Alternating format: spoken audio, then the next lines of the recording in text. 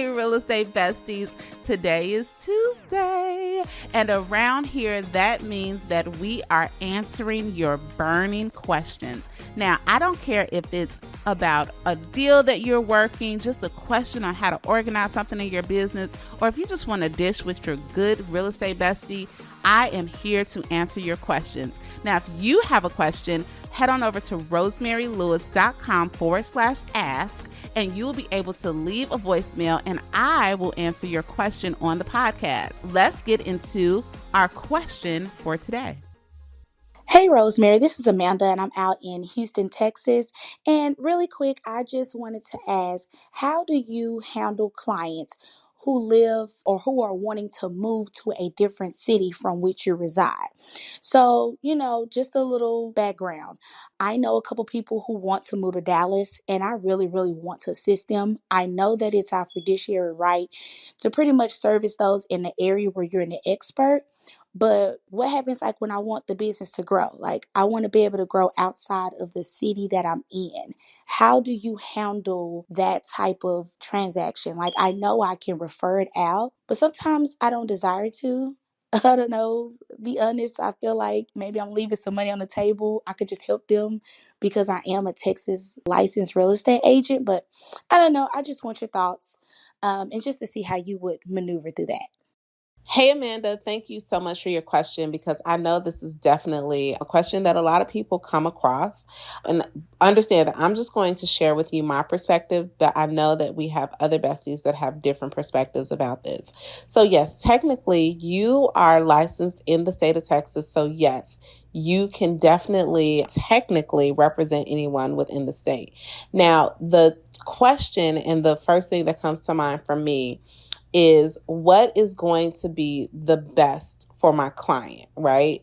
And while I understand that you are definitely probably a great agent, I understand that you are probably going to do everything within your power to assist them. Sometimes when the house or the area that they're interested in, it's so far away from you, where you can't show adequately or you just don't have competence of the area, it may not be in the client's best interest for you to represent them, but that's going to be a personal decision for every single agent.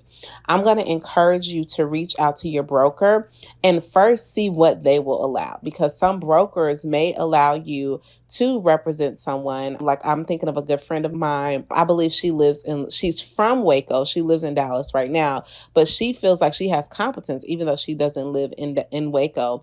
She has competence of the area. So she definitely does represent clients. Like she considers that part of her coverage area, but just double check and make sure that you are in compliance with what your broker allows. I'm going to encourage you to make sure this is one of those instances where we want to connect you with other real estate besties all over the world, all over the country, so that when we do have these instances where we have, clients who know, like, and trust us, and they really want to work with us, but it may not be in their best interest for us to represent them as their agent because of distance, we want to be able to refer these deals out with confidence, right?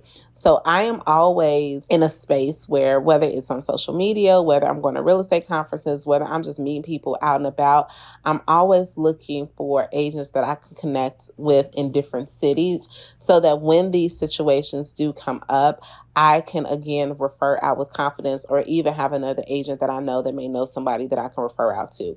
So if it were me, right, because I know that Houston is huge, Dallas is huge. I'm in Dallas. I know the area where I serve.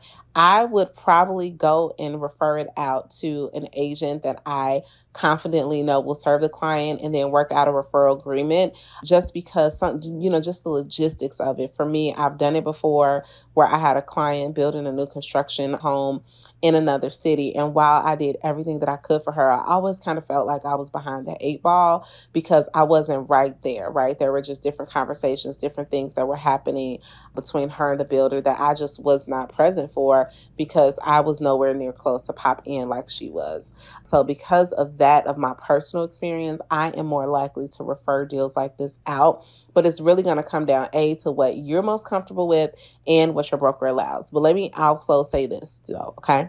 I want you to always be thinking from a perspective of not having what we call commission breath. Like, let's not make decisions only based on how much money we can make. But honestly, if you're building a business, one of the best things that you can do in your business is to show integrity.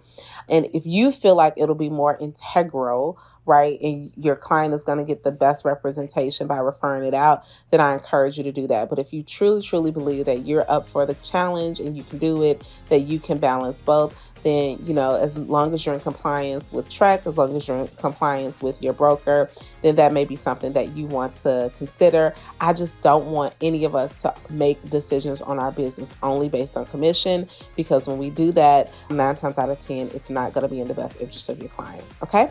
I hope that helps.